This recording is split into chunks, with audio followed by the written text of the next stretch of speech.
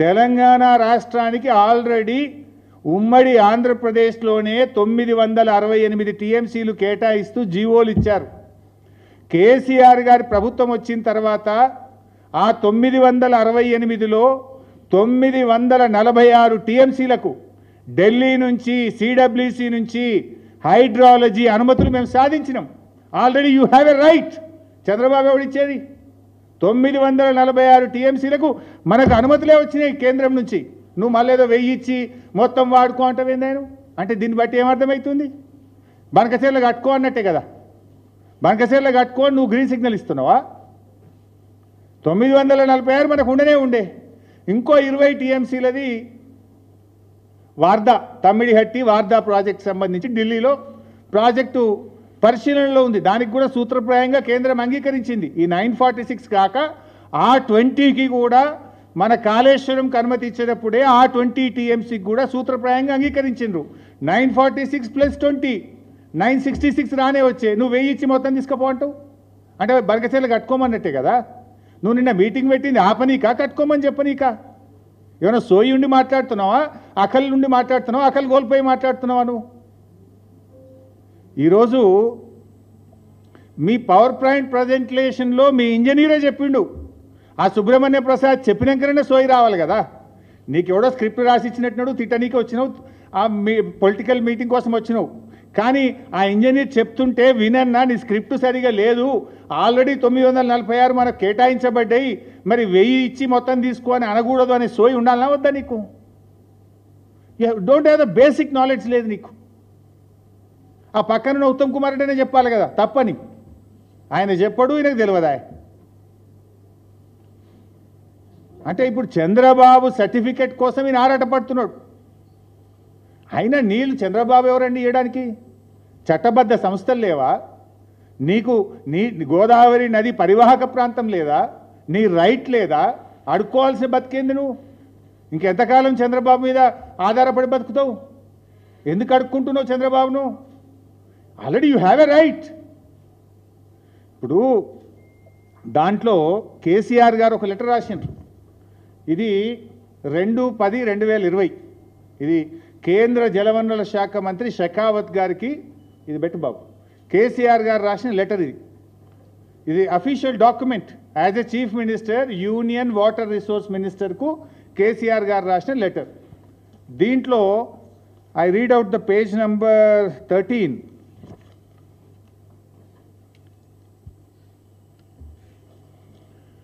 In this context, it is worth noting that as per 53 years of Central Water Commission gauge records, at the last gauging station on Godavari River, at least 3000 TMC of water flows into the Bay of Bengal. After the utilization of both the states of Telangana and Andhra Pradesh, the erstwhile state of Andhra Pradesh itself had allocated 65.13% of Godavari waters to Telangana region. The 3000 TMC of water flowing into the sea annually can also be used on pro rata basis. Based on the total water requirement for irrigation, industry and drinking water, Telangana will use 1950 TMC water per year in comparison to the present allocation of 967.15 TMC.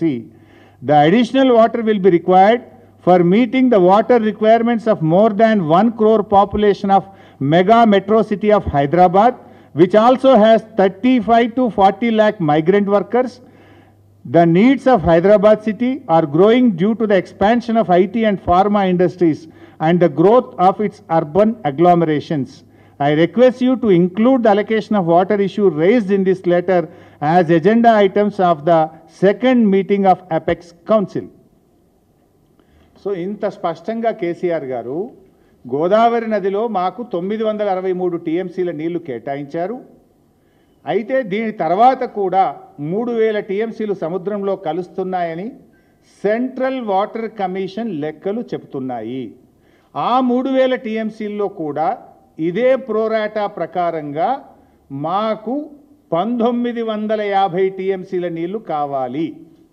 1950 టీఎంసీలు మాకు కావాలి గోదావరిలో. ఎందుకంటే మా హైదరాబాద్ నగరం 1 కోటి జనాభా ఉంది. 30 లక్షల మంది మైగ్రెంట్ వర్కర్స్ ఉన్నారు. హైదరాబాద్లో పారిశ్రామిక అవసరాలు, తాగునీటి అవసరాలు, భవిష్యత్ అవసరాల దృష్ట్యా గోదావరిలో 1950 టీఎంసీల నీళ్లు ఈ 3000లో మా వాటా. ఈ 3000 సముద్రంలో కలిసే దాంట్లో మా లెక్క 1950 టీఎంసీల నీళ్లు ఇవి మాకు ఇవ్వాలి అని కేంద్ర జలవనరుల శాఖకు ఆనాడు కేసీఆర్ గారు రాసిండ్రు. అంటే ఇప్పుడు మనకు వస్తున్న 968 కాక మరో 1950 మా లెక్క అని కేసీఆర్ చెప్పిండు. రేవంత్ రెడ్డి ఏమంటుండే 1000 ఇచ్చి మొత్తం తీసుకో, 1000 ఇచ్చి మొత్తం తీసుకో. కేసీఆర్ చెప్పింది ఏంది 1950 ప్లస్ 968 మా లెక్క అని చెప్పిండు కేసీఆర్. మరి రేవంత్ రెడ్డిని ఇప్పుడు ఎవరు అప్పచెప్తున్నట్టు? బంకచర్లకు ఎవరు ఈరోజు దాసోహం అవుతున్నారు? Is it not the official record Mister Revanth Reddy? తెప్పించుకోండి ఈ ఆఫీస్లోకి వెళ్ళి. ఇది కేసీఆర్ గారు కేంద్ర జలవనరుల శాఖకు రాసిన లేఖ. నువ్వేమంటావు 1000 ఇచ్చి మొత్తం తీసుకో. 1000 ఆయన ఇచ్చేది ఏంటండి? ఆల్రెడీ 968 అలొకేషనే ఉండే మనకు. ఇది ఇట్లా. ఇకపోతే కృష్ణ, అది ఎంత అజ్ఞానం. నేను కృష్ణా బేసిన్లో పుట్టినా అంటాడు, పాలమూరు బిడ్డ అంటాడు. కనీసం ఇంకా కృష్ణా నది మీద కూడా అవగాహన ఉండదా నీకు? ఆ జిల్లాలో పుట్టినవు, ఆ నది పరివాహక ప్రాంతంలో పుట్టి పెరిగినవు, ఆడ నుంచి ఎమ్మెల్యే అయినవు. ఆ నదిలో వాటా ఎంత, ఆ నదిలో మన హక్కు ఎంతో కూడా సోయలేదా నీకు? ముఖ్యమంత్రి విడిచిపెట్టు, ఆ జిల్లాలో జడ్పీటీసీగానో ఎమ్మెల్యేగానో చేసినావు కదా. మినిమం నాలెడ్జ్ ఉండాలి, మినిమం సెన్స్ ఉండాలి. ఏమంటాడు కృష్ణాల 500 టీఎంసీలు ఇచ్చి మొత్తం తీసుకో. ఆ వీడియో పెట్టాయా బాబు? ఉన్నదా? అరే తదాబాయి ఇంత మంచి వీడియో మిస్ చేస్తేవి. కృష్ణా బేసిన్ మీద ఒక 500 టీఎంసీలు, గోదావరి బేసిన్ మీద దాదాపు ఒక 1000 టీఎంసీలకు మీరు బ్లాంకెట్ ఎన్ఓసి ఇవ్వండి. ఆ తర్వాత మీరు ఏ ప్రాజెక్టులు అయినా కట్టుకోండి, మాకు అభ్యంతరం లేదు. మళ్ళా పెట్టు ఒకసారి. కృష్ణా బేసిన్ మీద ఒక 500 టీఎంసీలు, గోదావరి బేసిన్ మీద దాదాపు ఒక 1000 టీఎంసీలకు మీరు బ్లాంకెట్ ఎన్ఓసి ఇవ్వండి. ఆ తర్వాత మీరు ఏ ప్రాజెక్టులు అయినా కట్టుకోండి, మాకు అభ్యంతరం లేదు. ఉరిదీయాలి నన్ను. ఈయన చేసిన ద్రోహానికి నేను ఉరిదీసినా తప్పులేదు. ఇంత ద్రోహమా? ఒక ముఖ్యమంత్రిగా ఉండి ఇంత బాధ్యత రహితంగా మాట్లాడొచ్చునా? ఉరిదీసినా తప్పులేదు. ఇది ఎందుకంటే కొన్ని లక్షల వేల కోట్ల ప్రజల జీవితాలతో ఆడుకుంటున్నావు నువ్వు ఇవాళ మిస్టర్ రేవంత్ రెడ్డి. దీన్ని చంద్రబాబు ఒప్పుకోడా? ఈజీగా ఒప్పుకుంటాడు. కేసీఆర్ ఏమో నాకు ఇప్పుడు ఉన్న 968 కాక ఇంకా 1950 కావాలని కేసీఆర్ కొట్లాడిండి అన్నాడు. ఈయనేమో 1000 చాలంటాడు. ఇక కృష్ణాకి వస్తా, కృష్ణలో 500 చాలన్నాడా? 500 ఇస్తే నువ్వు ఏమైనా చేసుకో అంటుడు. కృష్ణాలో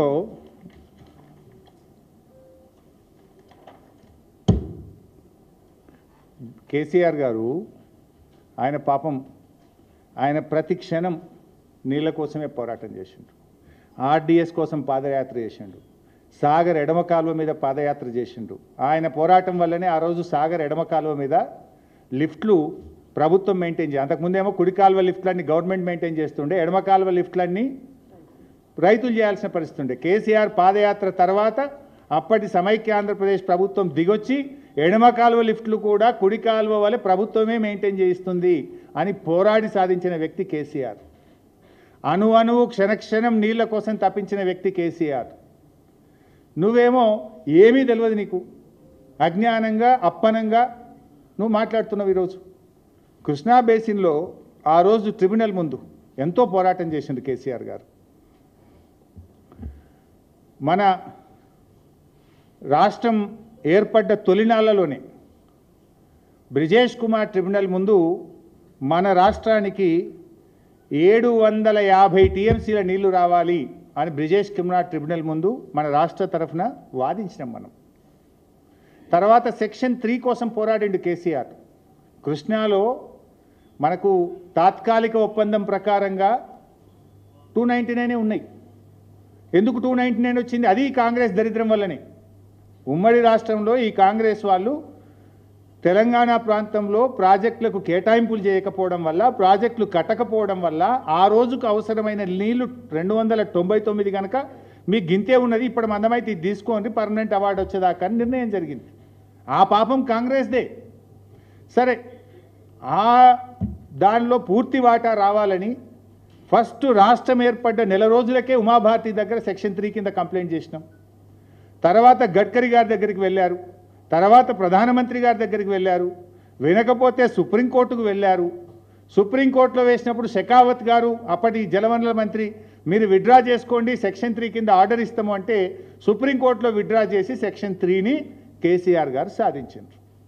సో ఆ సెక్షన్ 3 సాధించే క్రమంలో ఆనాడు కేసీఆర్ గారు ఇంజనీర్లను కూర్చోబెట్టి తెలంగాణకు కృష్ణా నదిలో ట్రిబ్యునల్ కింద మనకు 763 టీఎంసీల నీళ్లు రావాలని డీటెయిల్డ్గా రాయించి ఆ రోజు ట్రిబ్యునల్లో మీరు వాదించండి అని న్యాయవాదులకు కేసీఆర్ సూచించిండు. అసలైన తొలి వెలుగు. ఫాలో వాట్సాప్ @తొలి వెలుగు official.